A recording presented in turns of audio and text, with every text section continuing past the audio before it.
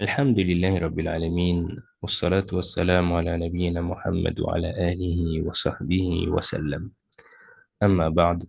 Donc nous sommes la nuit du mercredi 28 du mois de Muharram de l'année 1447 de l'Hégire, c'est-à-dire le 27 juillet 2025.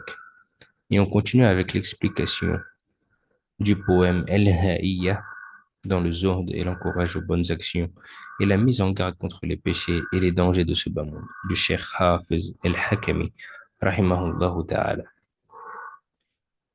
Donc le deuxième vers, l'auteur nous dit rahimahullah ta'ala: ولست بميال إليها ولا إلى رئاستها نتنا وقبحا لحالها. Donc l'auteur nous dit: et je ne penche pas vers elle, et la vie d'ici-bas, ni vers ses postes de pouvoir. Elle est écœurante et laide et son état. L'auteur continue la description de cette dunya et son détachement à cette dunya. Donc il dit: et je ne penche pas vers elle, et la vie d'ici-bas. C'est-à-dire, je ne penche pas vers elle et je n'en ai aucun désir, ni vers ses postes de pouvoir, ni vers ses postes de pouvoir et ses fonctions modernes.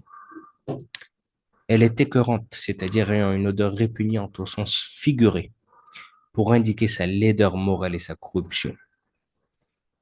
Et laide est son état, et la laideur de sa réalité, ainsi que le triste sort des gens, de ces gens et de leurs états. Le prophète sallallahu alayhi wa sallam disait dans son invocation: وَلَا تَجْعَلِ الدُّنْيَا أَكْبَرَ هَمِّنَا وَلَا مَبْلَغَ عِلْمِنَا. Et ne fais pas de ce bas monde notre plus grand souci, ni la limite de notre savoir. Rapporté par At-Tirmidhi. Il convient donc aux musulmans de connaître la réalité de ce monde, sa bassesse, la rapidité de sa disparition, et le fait qu'elle soit maudite, excepté ce qui concerne le bien et le rappel d'Allah, les bonnes œuvres et le rapproche d'Allah, subhanahu wa ta'ala. Comme cela est dit dans le hadith: Inna dunya mal'unatun, mal'unun ma fiha, illa dhikra Allahi wa ma walah, wa aliman aw muta'alliman. Ce bas monde est maudit. Maudit est tout ce qu'il contient, sauf le rappel d'Allah, ce qui s'y rattache, et un savant ou un étudiant.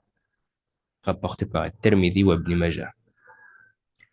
Mais il ne faut pas comprendre de cela que le musulman doit délaisser la recherche de son gagne-pain, de son logement ou de ses vêtements pour vivre aux dépens des autres. Ce qui ne nuit pas aux croyants, c'est de travailler, s'efforcer et acquérir de l'argent, même en grande quantité.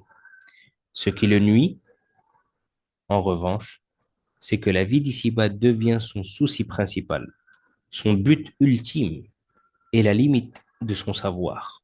Ça veut dire qu'il ne pense qu'à la dunya. Ibn al-Qayyim rahimahullah ta'ala a dit: en vérité, ce n'est pas le bas monde lui-même qui est blâmable, mais ce que l'homme y fait.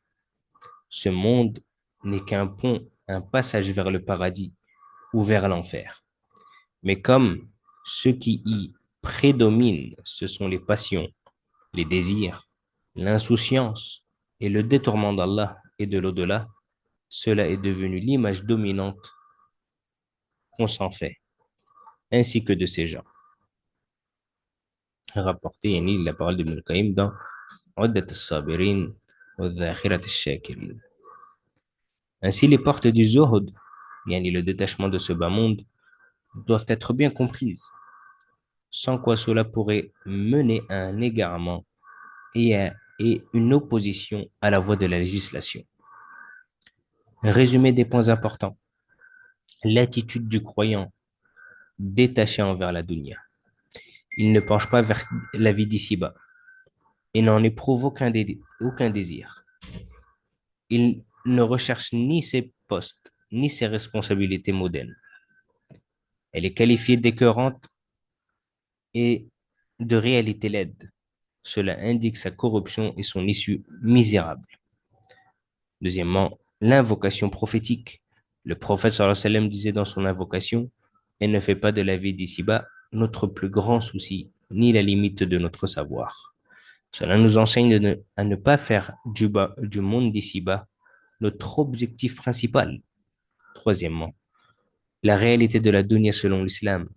Le bas monde est méprisable, éphémère et maudit, sauf dans ce qu'il contient de rappel d'Allah et dhikr, yani bonnes œuvres, si on s'utilise son apprentissage. Quatrièmement, une compréhension correcte de la dunya.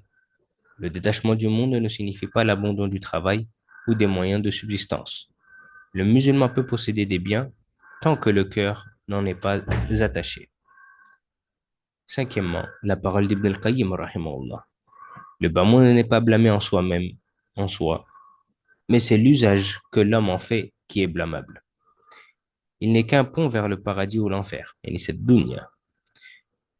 Comme les passions, l'insouciance et l'éloignement d'Allah y prédominent, c'est cette image négative qui domine.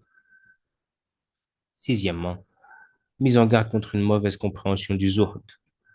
Une mauvaise compréhension du zuhd, et le fait de se détacher de cette dunya, peut mener à des dérives et à une opposition à la législation islamique. Le vrai zuhd ne consiste pas à rejeter la dunya totalement, mais à la traiter comme un moyen et non une fin. Barakallahu fikum wa jazakumullahu khairan. Et Inch'Allah, je vous attends pour le prochain cours, Inch'Allah wa ta'ala. Subhanakallah wa bihamdik. Ashhadu an la ilaha illa ant. وأستغفرك وأتوب إليك والسلام عليكم ورحمة الله وبركاته